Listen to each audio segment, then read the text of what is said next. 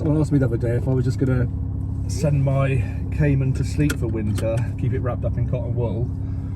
And I just think, what's the point in that? I absolutely love this car. I've managed to keep it low mileage, I've looked after it, it's had whatever maintenance it's needed, whenever it's needed it. But it's got to be driven. Obviously, if I take it out on a day when there's salt on the roads and stuff, I'm going to have to hose it down pretty quickly. And I'm obviously not going to leave it sitting with salt in amongst the springs and coils and that sort of stuff underneath. But you've got to drive these cars. The thought of leaving it like locked up for winter would just do my head in. So each to their own, of course. But I think you can look after a car like this and still drive it in crappy conditions, to be fair. So I just thought I'd do a quick little video just to sort of tell you a couple of things about this car that I don't like. There isn't very much I don't like about this car. It's absolutely, it's pretty much sublime to drive. I absolutely love it. And people say, oh, it's a poor man's Porsche. I couldn't give a toss about that. If having a third car as a Porsche makes me a poor man, then I consider myself to be very lucky. Don't get me wrong, I love 911 turbos. I love a 911 turbo worth 100 plus £1,000. I can't afford to spend 100 plus £1,000 on a car. I could afford to get a second-hand 911 if I wanted, and I could get a decent one, to be fair, for about 50 grand or something. But I just don't particularly want one over this. This car just feels so nice to drive, like through the bends. It's just so lovely. And I've driven decent 911s that people say they prefer, and I haven't preferred them, so there's a certain amount of taste there, isn't there? I know a 911 makes you look more wealthy and maybe turns more heads and all that sort of stuff, but who cares? That's not what I drive. Years ago I bought a 205 GTI, and my friends were sort of saying, why don't you go for a Golf GTI, it's so much nicer. But I preferred the way the 205 drove, and I absolutely loved that car. So it depends why we buy cars, doesn't it? I buy cars to drive, and I love a car that feels special to drive, and this just feels fantastic. My uncle's an ex-racing driver. He's got a 997 911, and he says this is a better car to drive. The Cayman's a better car to drive. He just got the 911. He's got two small kids, and he benefits from having those small seats in the back. But he does say that the Cayman's a better car to drive, so something else to think about. The one thing that isn't so good about this car, I suppose, and I think this is fairly true of a lot of Porsches, is it is quite noisy when you're on the road. So it's not great for kind of cruising, really.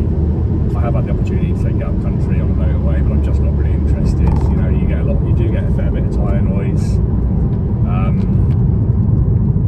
And of course the engine sounds fantastic. When you're just sitting at, you know, if you're sitting at 70 or 80, it's just going to be a bit of an annoyance, really, rather than pleasure.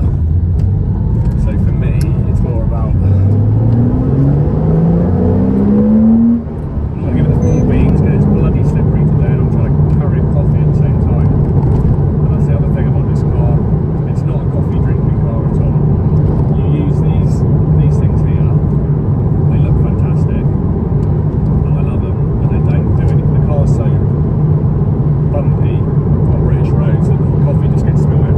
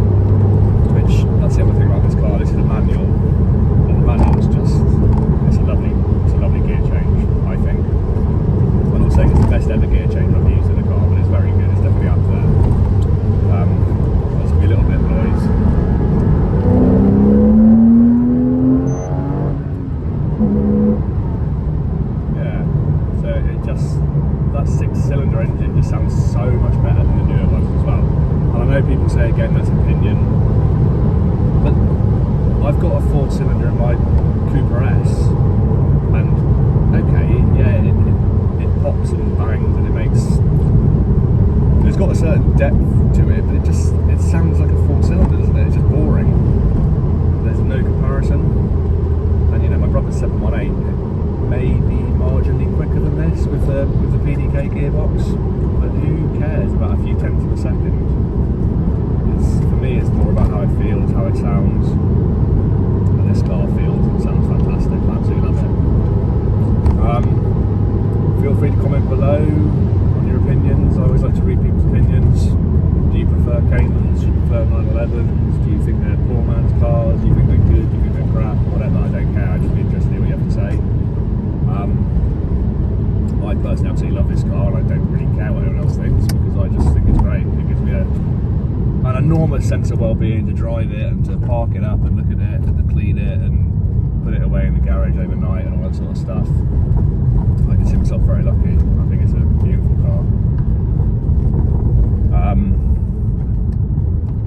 Porsches are, aren't they, to be fair? They're lovely. I think they're definitely one of the better brands around, really.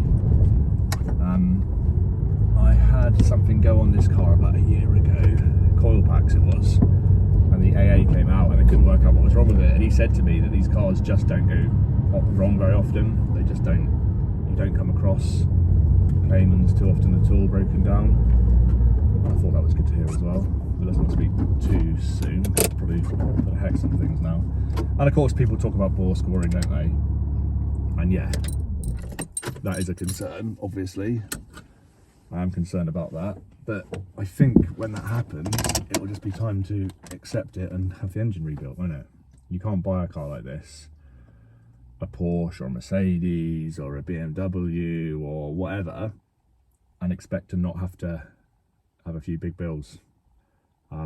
So that's my opinion on it. I think bore scoring probably will happen at some point, but I'll just get it rebuilt. It won't be pleasant having to spend 10 grand on something like that, but I think it'll be worth it. I think you've then got a car that you can keep for however long again and get more enjoyment from. And I think people, it's nice to maintain cars like these, isn't it, and keep them on the road, because kids growing up, I think, benefit from seeing these sorts of cars. It's inspiring. I can remember when I was a kid and you'd see a nice car and it would fill you with that feeling of excitement, and it would get you sort of dreaming about what you were going to do and who you were going to become and how you were going to find a way of owning that sort of thing. It's inspiring, isn't it? And if you're a car person like I am, then it's important, isn't it? And, you know, in this world of green consideration, electrification and all of that, it's nice to have a few internal combustion engines still going, I think, particularly 6 cylinders, 8 cylinders, all the special ones. So yeah, love this car.